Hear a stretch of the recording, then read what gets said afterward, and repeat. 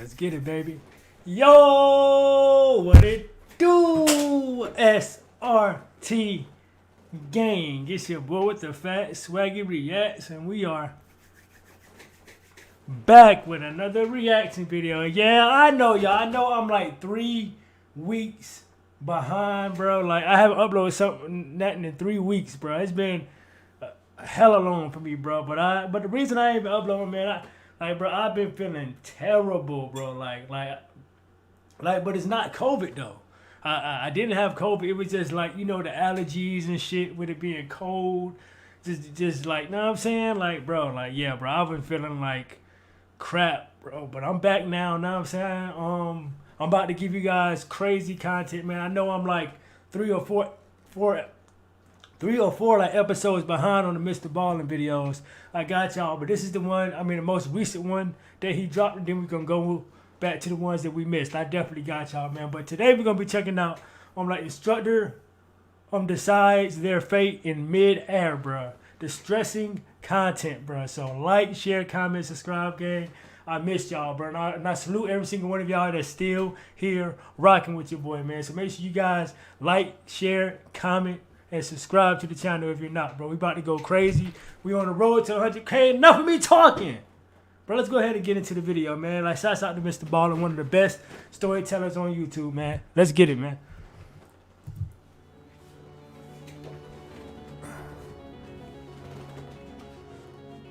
Today's story is a skydiving disaster story. However, it does not go the way you think it will. And at the end of today's video, there is a very special call to action that is connected to the main. Oh, hell no. Did he just say coat? Oh, Lord. Here we go with these coat shits going on, bro, in the world. Story that I think many of you will be very excited to participate in, but no pressure. However, before we get into that story, if you're a fan of the strange, dark, and mysterious delivered in story format, then you've come to the right place, because that's all we do, and we upload once a week. So, if that's of interest to you, please sneak in to the like button's house and swap out their cat for an identical looking cat. Also, please subscribe to our channel and turn on all notifications. Why would you do that? I mean, whatever. Whatever. Cat for an identical looking cat. On the morning of August 1st, 2009, 44-year-old skydiving instructor David Hartsock pulled into the parking lot of Skydive Houston in Texas and then made his way inside. A few minutes later, and Dave, like the rest of his colleagues, was hard at work getting ready for the day before the facility opened up and the inevitable weekend rush began. Skydive Houston is actually just a private airport, and it's not really in Houston. It's located about... Bruh, speaking of that, have y'all ever skydived before? Me, no. Will I? I don't know. Like, if somebody with me like this, like a professional, then maybe. But as far as me going by myself, jumping out by myself, nah, bro. Nah, bro, not me. Just a private airport, and it's not really in Houston. It's located about 30 miles to the northwest of Houston in a city called Waller. The main facility of Skydive Houston is situated right up against this huge open airfield that basically looks like a big green grass field. And the main facility itself is comprised of several large buildings, one of which is a huge hangar that contains the Super Twin Otter airplanes, which are the little aircraft that bring the skydivers up so they can jump out. Because Skydive Houston offers something called tandem jumping, it gets a lot of first-time jumpers. Tandem jumping is when a skydiving student attaches to the front of their instructor, literally their butt. Yeah, see, I do something like this, bro, and I don't gotta do nothing. The professional pretty much got it covered. Like, listen, bro, because if I'm over here by myself, I'd be over here paranoid, over here squirreling, like, bro, I'd die. I ain't gonna lie, because I already don't fuck with heights anyway, and them niggas are super, like, them niggas are up in the air, like, nah, bro. Is when a skydiving student attaches to the front of their instructor. Literally, they're buckled onto them, and then the two of them leap out of the plane together, with the student never detaching from the instructor. This method allows the student to just kind of go along for the ride and have no responsibility, while the instructor, who's attached to them, does everything. They make sure they're both stable in the air. They're the ones that pull the ripcord to deploy the chute. They're the ones ones that land them safely on the ground. And so obviously, tandem jumping really appeals to first-time jumpers. Dave had finished his 3-year-long training course to become a certified skydiving instructor just a few months earlier. But even prior to going through this course, Dave was already a very experienced skydiver with over 800 jumps to his credit. Damn, 800 jumps, boy. Woo! Damn, 800? Hey, yo, how many times have y'all did it? If y'all ever, like skydive, like how many times y'all went? And how was the experience? But nigga, 800?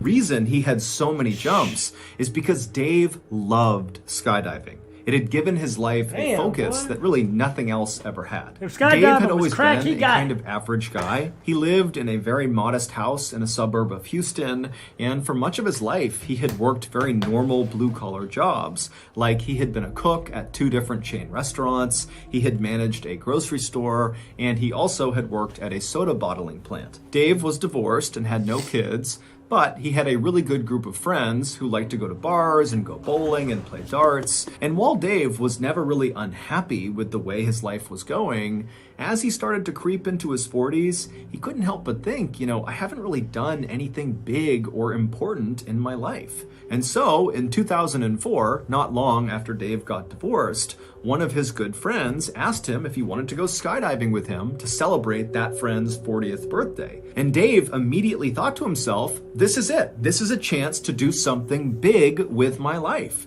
And so he told the friend, yes, I'd love to go. And after that first jump that Dave did with his friend, Dave was hooked. Whenever Dave was falling through the sky at over 100 miles per hour, it was like nothing else in the whole world even existed. Life became very simple and beautiful.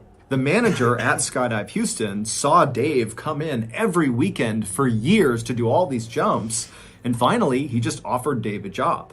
And so that was how Dave left the soda bottling plant to become a skydiving instructor. So, August 1st, 2009 was a Saturday, and Saturdays at Skydive Houston were incredibly busy with basically non-stop tandem jumps all day. Whenever Dave was not working, so he was jumping on his own, he would always pack his own parachute because, like many other skydivers, he liked to make sure it was done exactly right.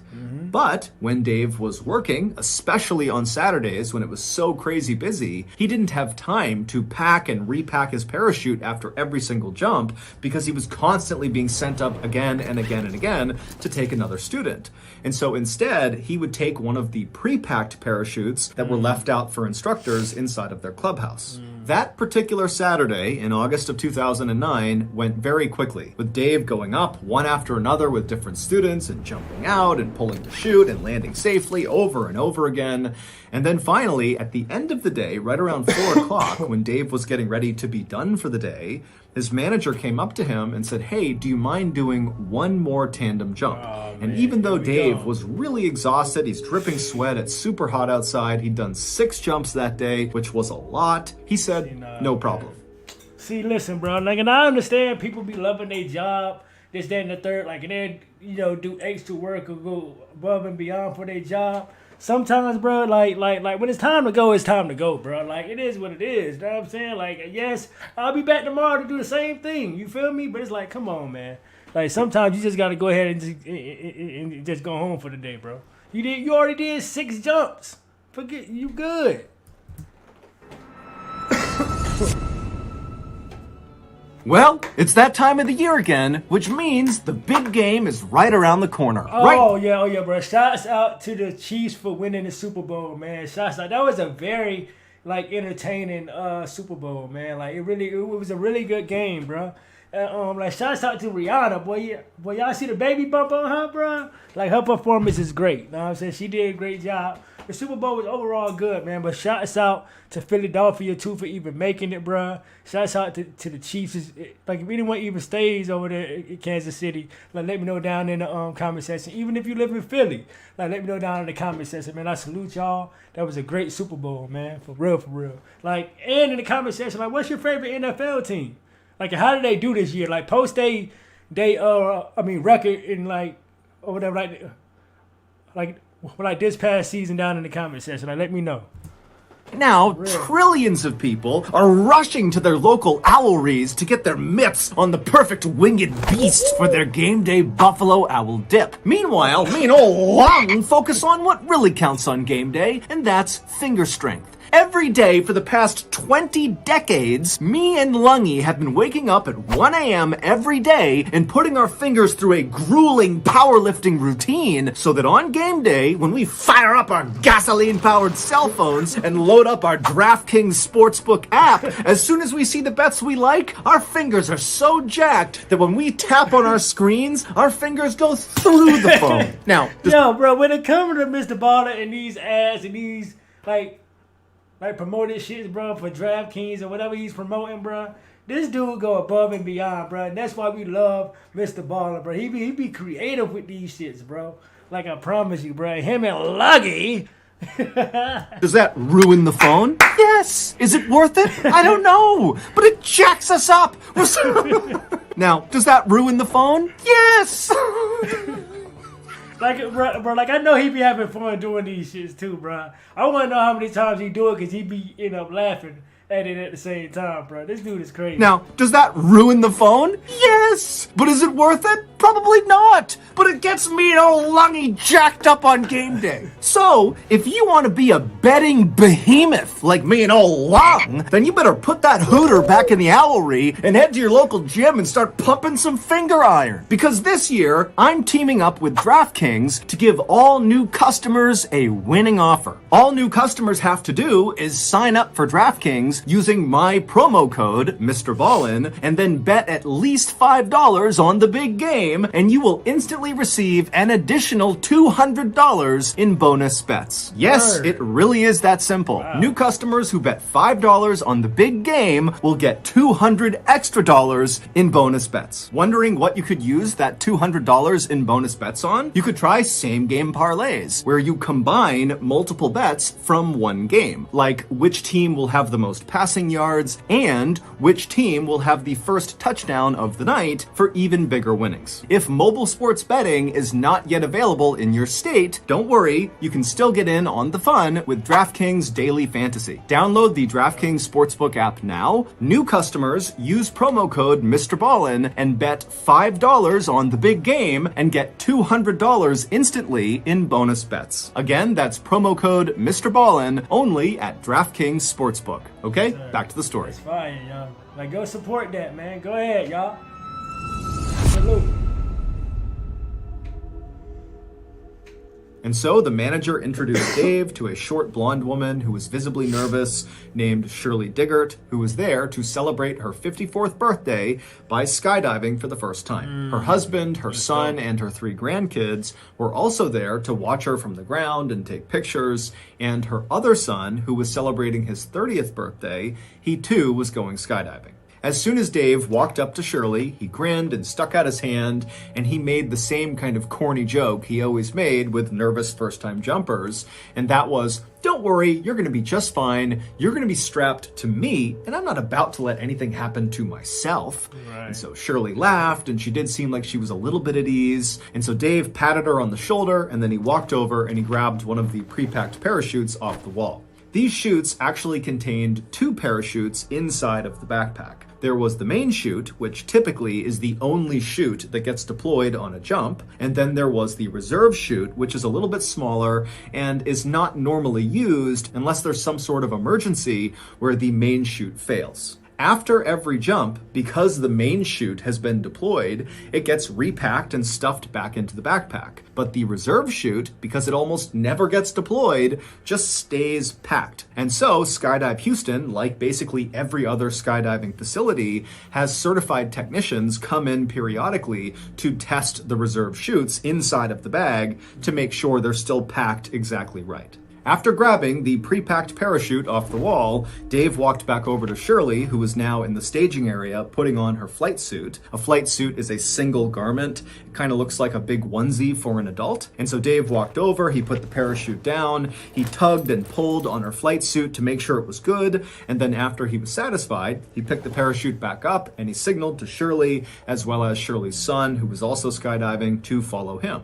And so the trio, they left the staging area, they went outside right to the airfield where there was a Super Twin Otter idling and other jumpers were climbing on board to go for a jump. And so Dave, Shirley, and Shirley's son got in line, they boarded the plane, and a few minutes later, they were airborne. As the plane slowly climbed up to 13,500 feet, which is the jumping altitude, Shirley was sitting directly in front. 13,000 feet in that.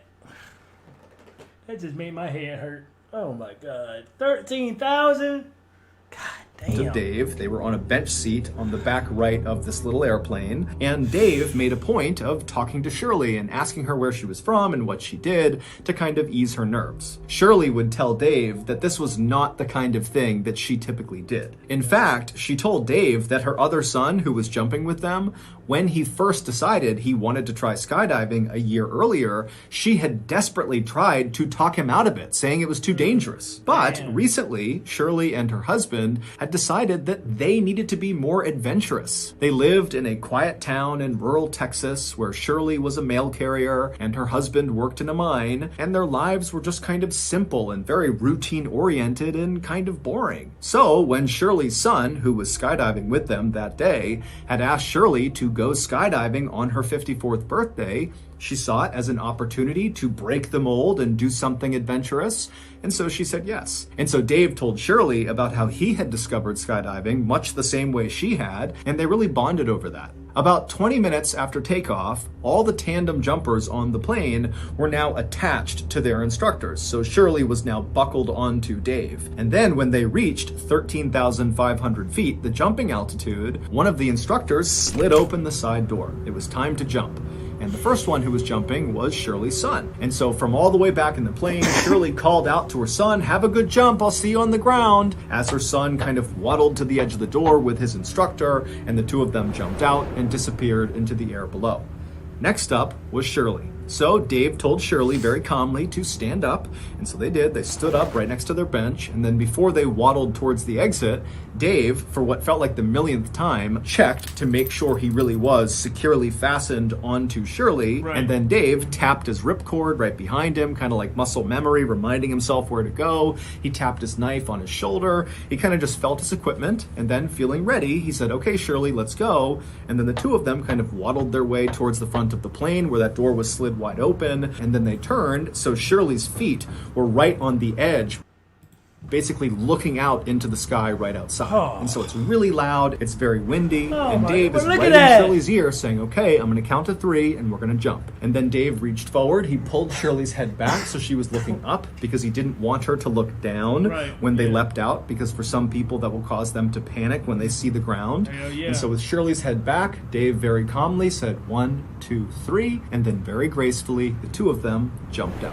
From the moment you jump out of a plane at 13,500 feet until you touch the ground, it takes maybe 2 to 3 minutes with about 30 seconds to a minute of actual free fall. But that 2 to 3 minutes is so intense, it feels like it's 20 minits long. Yeah, I was just about to say that, bro. That's probably the longest 3 minutes of your life, bro. Like, you would just be fun, like, bro, hurry up and pull the shaft. Pull the string, let's go. Dave loved so much about skydiving, that intense presence you feel, that you're really in the moment. There's nothing else you can think about. It's just you careening through the sky towards the earth. It's incredible. Dave had actually had a number of close calls in his life. Like a few years earlier, he had been riding his motorcycle when somebody hit him in their car and he fractured his skull. And then not long after that accident, he was in another accident where he fractured his spine. And after each of those two accidents and a few others, the only thought in Dave's mind was, "Oh my goodness, I hope I can skydive again." And miraculously, he had been. He had made full recoveries and he was back to skydiving each time. And so now, whenever he jumped out of a plane, he just felt so lucky. The plan for that evening's jump was for Dave to rotate them 360 degrees 3 separate times so Shirley could get a full look down across Houston and all over Texas and just kind of see the world around her from so high up in the air. And then whenever Dave noticed that they were at 5,000 feet using his wrist altimeter, which is basically like a watch that tells you how far you are from the ground, Dave would pull the ripcord, the main chute would deploy, and they would float gently down to the ground. And at first, that is how this jump went. After they exited the plane, they stabilized. So something happened, bro. Oh, shit is about to go bad. Oh, what the fuck, bro? He said at first. In the proper horizontal position with Shirley in front, her stomach pointing toward the ground, and Dave obviously right behind her, controlling the skydive. And then after a few seconds, Dave slightly changed his body position and began rotating them 360 degrees so Shirley could look down and see all the highways and cars and barns and houses and the city off in the distance. I can't. Bro, look at this shit right here, bro. Like, no, bro. Like, granted, you got all that shit to land, bro, but listen, I seen too many movies, bro. Like, you probably gonna go into the woods, like, know what I'm saying, hit trees, and nah, bro. I'm too paranoid, bro.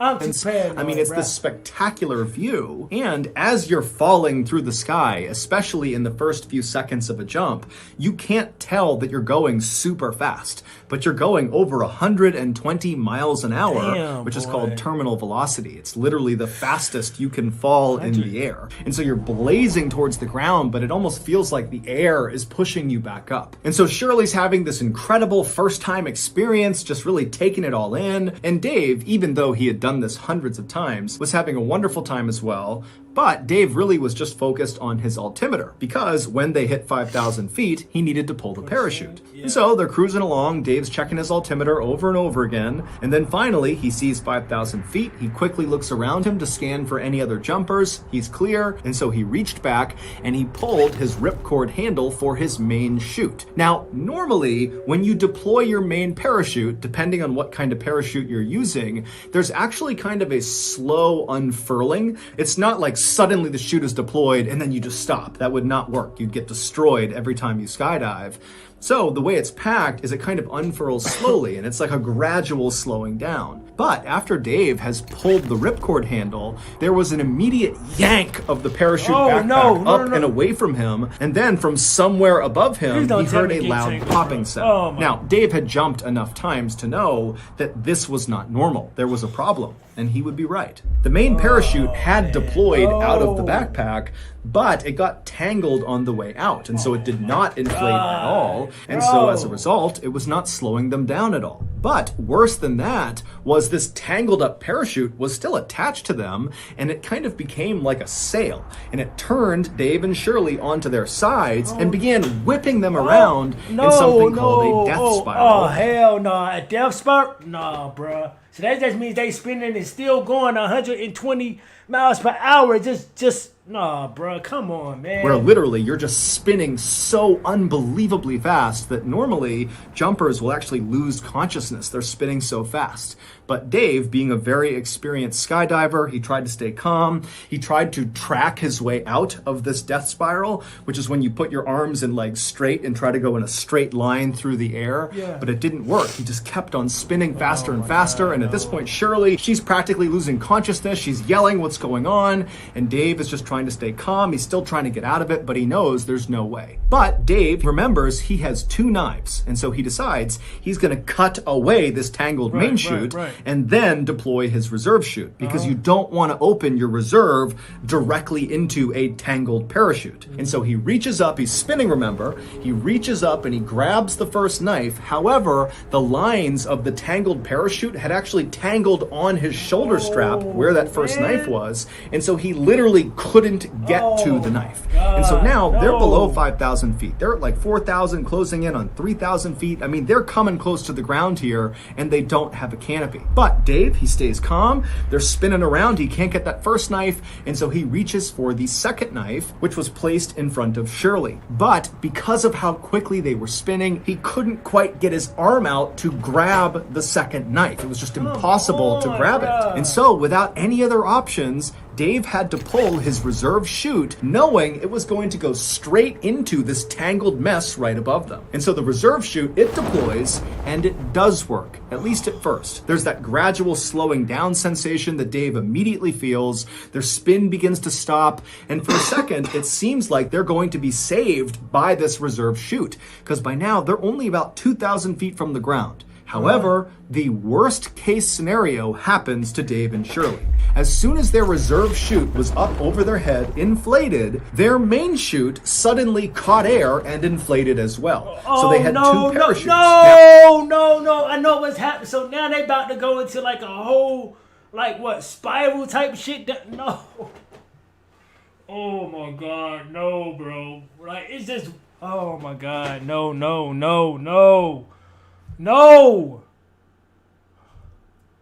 Chute suddenly caught air and inflated as well. So they had two parachutes. Now, you can land with two parachutes, absolutely. However, sometimes in a worst case scenario, the two parachutes will catch wind going in opposite directions. Right. So basically the parachutes will go out to either side of the jumper or jumpers if it's tandem. And then you basically have wings that aim the jumpers straight at the ground. It's like an accelerant. Right. It causes them to literally speed up straight towards the ground. And once you start moving in this position, which is known as a downplane, it's almost impossible to get out of it because the faster you go, the more inflated these two parachutes become. And so Dave knows they are less than 2,000 feet from the ground. They're in a downplane, which is almost always fatal. And so all he can do is try to get out of the downplane. And so Dave, with all his might, he begins yanking on the different lines of both parachutes. Wait. Just imagine how Shirley, because Shirley's family is on the ground right now, bro, watching this happen. Her son and her family is literally watching this shit happen right now, bro. Like, can you imagine what they're going through at this point right now, bro? Watching this?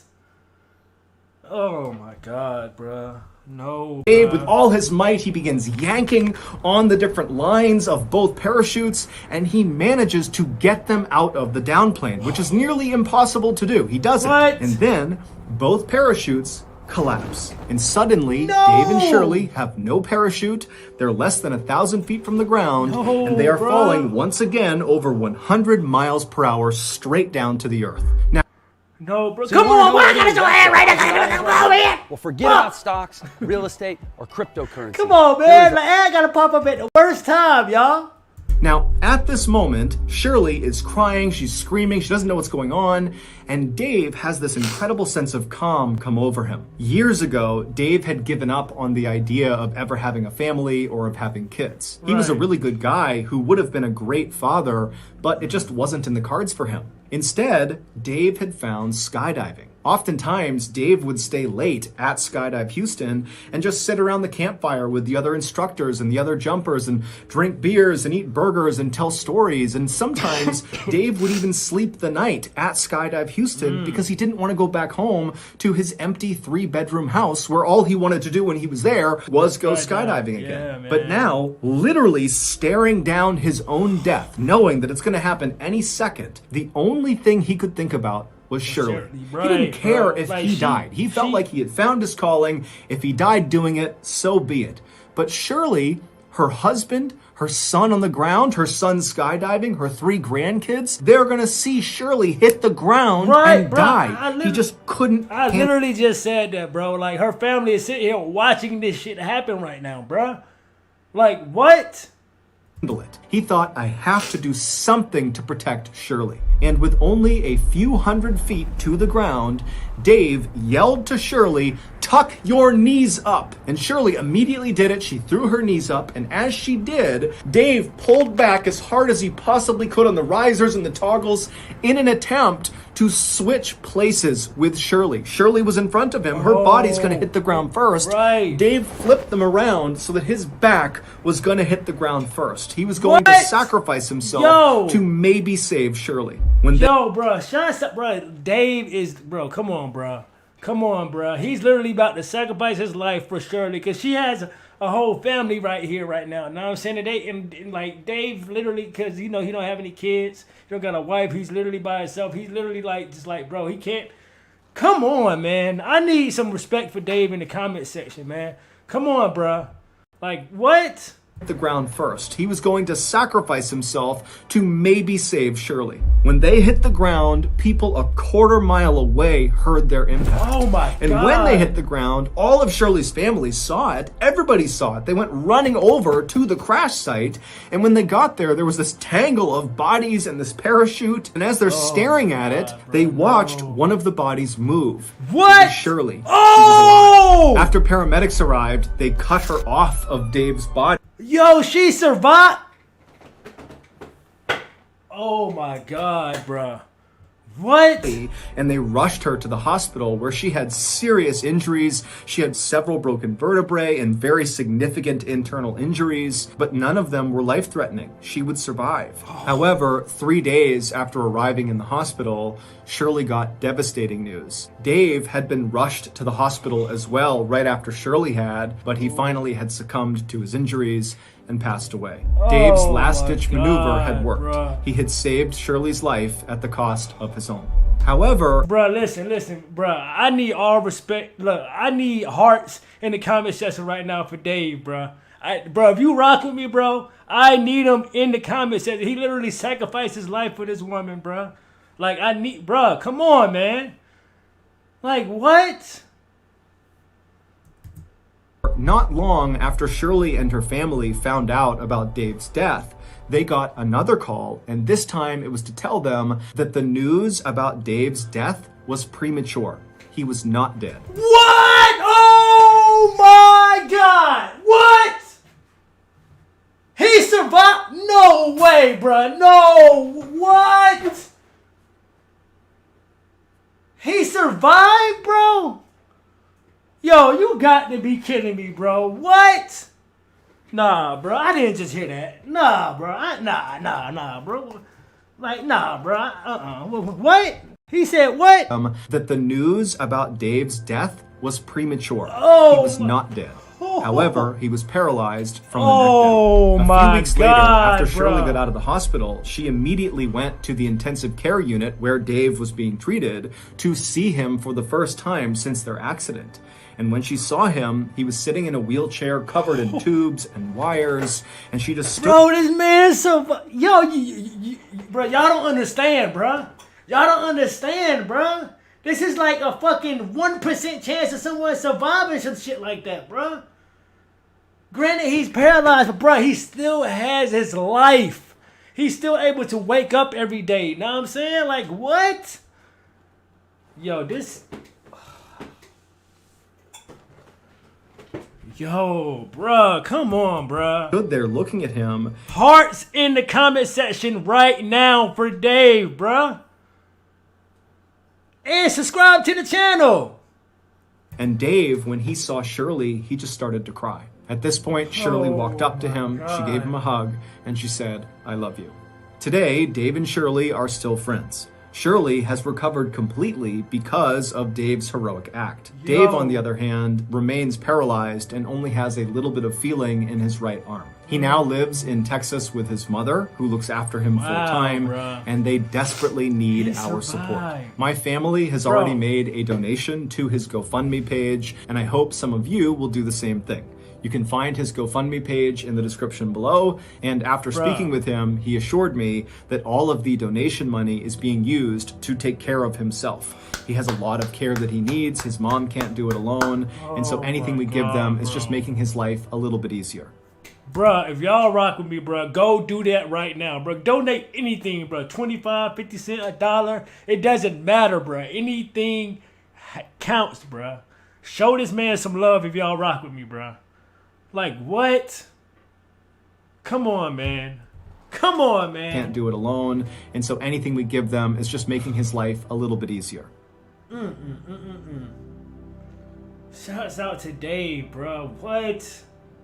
Like, bro, I always tell my oldest daughter to do things that scare her, because oftentimes those are the things we actually want to do the most. And so today I'm going to live up to what I always tell my kid to do, because today I'm announcing my first ever live storytelling show. Doing a live event has always been so interesting to me, but it's actually just kind of terrified me, and so I gotta do it. It's going to be a digital live experience on February 16th, so roughly 2 weeks from now. And because it's so close to Valentine's Day, we decided to call this show the Ballentine's Day Show. And this 1 hour long show will just be me at my desk with no script, telling you crazy, strange, dark, and mysterious stories in real time. If this first show goes really well and people enjoy it and they want more of it, then I think there's a real chance we transition to a full-scale tour where maybe I could be telling live stories in campgrounds or in locations where some of these stories have taken place. We don't know yet, but it all starts with this first show. So to show your support and to tell us that you want a live tour, go get your tickets now. There's even some really cool special limited edition Ballentine's Day merch that you can get as part of a ticket bundle. Also, I'll be doing a live Q&A after the show that you can get a pass to as well. Go to moment.co/MrBallen to get your tickets, to get your merch, to get your after party passes. Again, that's moment.co/MrBallen. Happy Valentine's Day. Yo, bro, bro, my mind is still blown right now, bro. That was a bro. He survived, bro. Like, and I need y'all to go get, like, help him out, bro. Like go to the GoFundMe, bro. I'll even put it down in, like, in my description, bro. Go show Dave some love, bro. Like, if y'all rock with me, bro. That was discretion. I mean, the stressing content was right, bro. Shouts out to MrBallen. We definitely about to get to the other MrBallen videos. We about to go ahead and catch up when it comes to these MrBallen videos. And don't worry, we got Mr. Nightmare. Bro, we got a lot of content coming, bro. I got y'all, bro. I know I've been slacking. I've been crazy under the weather lately, and I told y'all that in the beginning, bro. Like, share, comment, subscribe, gang, and SRT gang. And I am out this thing, man. Let's get it.